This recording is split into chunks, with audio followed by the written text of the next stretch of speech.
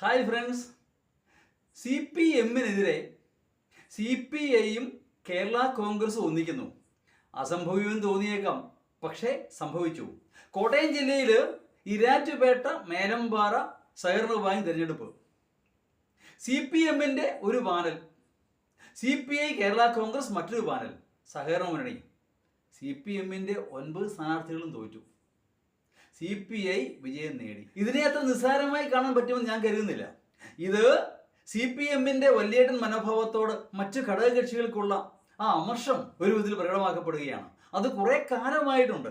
ഇതിനിടയിൽ ഇടതുപക്ഷ മുന്നണിക്കെതിരെയുള്ള എല്ലാ ആരോപണങ്ങളുടെയും ഉത്തരവാദിത്വം CPM-ന് തലയിൽ കെട്ടിവെച്ച് പാർട്ടിയെ വളർത്താനുള്ള ഒരു തീവ്രമായ ശ്രമം CPI-യുടെ ഭാഗത്തുനിന്നുണ്ടാവുന്നുണ്ട്. അതാരും കണ്ടില്ലെന്ന് നടിക്കരുത്. അതിലുപരി ആ CPM-ന്റെ ആ മേൽക്കോയ്മ അംഗീകരിക്കാൻ ഘടകകക്ഷികൾ ഇപ്പോൾ തയ്യാറാവുന്നില്ല എന്നുള്ളതാണ് യാഥാർത്ഥ്യം. ഒരു ഉദാഹരണം എടുക്കുക. പാലായില് നമ്മുടെ കേരള സഭയില് ശ്രീ തോമസ് ചാഴികാടനെ മുഖ്യമന്ത്രി ശകാരിച്ചു. തന്റെ തിരഞ്ഞെടുപ്പ് പരാജയത്തിന്റെ പ്രധാന കാരണങ്ങൾ ഒന്നായി ചാഴികാടൻ ചൂണ്ടിക്കാട്ടുന്നത് ഇത് തന്നെയാണ്.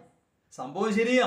ഇലക്ഷൻ സമയത്ത് UDF-കാര് അതിന്റെ ചിത്രങ്ങളും ആ ചാഴികാടൻ കൈകൂപ്പി നിൽക്കുന്ന ആ ചിത്രങ്ങളുമെല്ലാം വൈറലാക്കുകയായിരുന്നു, ഷെയർ ചെയ്തുകൊണ്ട്. സംഭവം ശരിയാ. കേരള കോൺഗ്രസിലെ ഒരു സമുന്നതനായ പരിണതപ്രജ്ഞനായ നേതാവിനോട് മുഖ്യമന്ത്രി കാണിച്ച ധാർഷ്യം തീർച്ചയായും അണികൾക്ക് മാത്രമല്ല കോട്ടയം ജില്ലയിലുള്ള എല്ലാവർക്കും തന്നെ അമർഷം ഉളവാക്കുന്ന ഒന്നായിരുന്നു. റബ്ബറിന്റെ വിലയിടിവ് പരിഹരിക്കണമെന്നുള്ള അദ്ദേഹത്തിന്റെ ആവശ്യത്തോട് സൗമ്യമായി പ്രതികരിച്ചാൽ മതിയായിരുന്നു. കോട്ടയം ജില്ലക്കാരുടെ പ്രശ്നം ഞാൻ മനസ്സിലാക്കുന്നു. ചാഴികാടന്റെ അഭ്യർത്ഥന തീർച്ചയായും ന്യായമാണ്. അതിന് എത്രയും പെട്ടെന്ന് പരിഹാരം ഉണ്ടാക്കുമെന്നൊരു സാന്ത്വന വാക്ക് പറഞ്ഞാൽ പ്രശ്നം തീരുന്നേ ഉള്ളൂ. പക്ഷേ അതിനു പകരം ഇതിനുള്ള വേദിയല്ലാതെ എന്ന് പറഞ്ഞ് വളരെ ധാർഷ്ട്യത്തോടെയാണ് മുഖ്യമന്ത്രി സംസാരിച്ചത്. ഈ ധാർഷ്യം എന്ന് പറയുന്നത് ഇക്കാര്യത്തിലും മാത്രമല്ല, എല്ലാ കാര്യത്തിലും ഉണ്ട്. അതുകൊണ്ട് തന്നെ മുഖ്യനോടുള്ള ഒരു രസക്കുറവ് പൊതുവെ മുന്നണിക്കുള്ളിലും പുറത്തുമൊക്കെ പ്രകടമാണ്.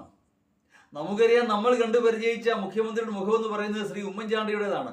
ഏവർക്കും പ്രാപ്യനായ, ആരും കടന്നു ചെല്ലാവുന്ന ആ മുഖ്യമന്ത്രിയെ കണ്ടുപരിചയ ജനങ്ങൾക്ക് ഈ മുഖ്യമന്ത്രിയെ കാണുമ്പോൾ വല്ലാത്തൊരു അരവചകത്വമാണ്. സ്വാഭാവികമല്ലേ? ഒന്ന് ആലോചിച്ച് നോക്കിയേ. ഒരു വട്ടൻ അദ്ദേഹത്തിന്റെ മുഖ്യമന്ത്രി കസേര കയറി ഇരുന്നപ്പോൾ അദ്ദേഹം ഒന്ന് ചിരിച്ചു. ആ മനുഷ്യൻ മുഖ്യമന്ത്രിയോട് പറഞ്ഞു, ഞാൻ പ്രധാനമന്ത്രിയാണെന്ന്. അദ്ദേഹം വീണ്ടും ചിരിച്ചു, സൗമ്യമായി തന്നെ. എന്നിട്ട് പറഞ്ഞു, ഇങ്ങനെ ഒന്നും ചെയ്യണ്ട എന്ന്. കണ്ണൂര് DYFI-ക്കാരനെ ഏറെ നെഞ്ചത്ത് കൊണ്ടിട്ട് രക്തം പൊടിഞ്ഞപ്പോ ഒരു പ്രതികാര നടപടിയും എടുത്തില്ല. അവരോട് ക്ഷമിച്ചു ശ്രീമാൻ ഉമ്മൻചാണ്ടി.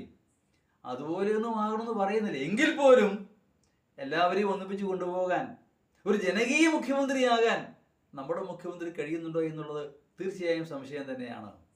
അതിന്റെ പ്രതിസ്ഫുരണങ്ങളാണ് ഘടകകക്ഷികളിൽ നിന്നും മറ്റുള്ളവരിൽ നിന്നും ഉണ്ടായിക്കൊണ്ടിരിക്കുന്നത്. ഇങ്ങനെ ഒരു മാറ്റം മറ്റു പലയിടത്തും ആവർത്തിച്ചാൽ അത് മുന്നണി ബന്ധത്തെ പോലും സാരമായി ബാധിച്ചേക്കാം. തീർച്ചയായും ഇടതുപക്ഷ മുന്നണി തുടരണമെന്ന് തന്നെയാണ് ഞാൻ ആഗ്രഹിക്കുന്നത്. കാരണം ഇടതുപക്ഷം തകർന്നാൽ ആ സ്ഥാനം കൈയടക്കുന്നത് BJP ആയിരിക്കും.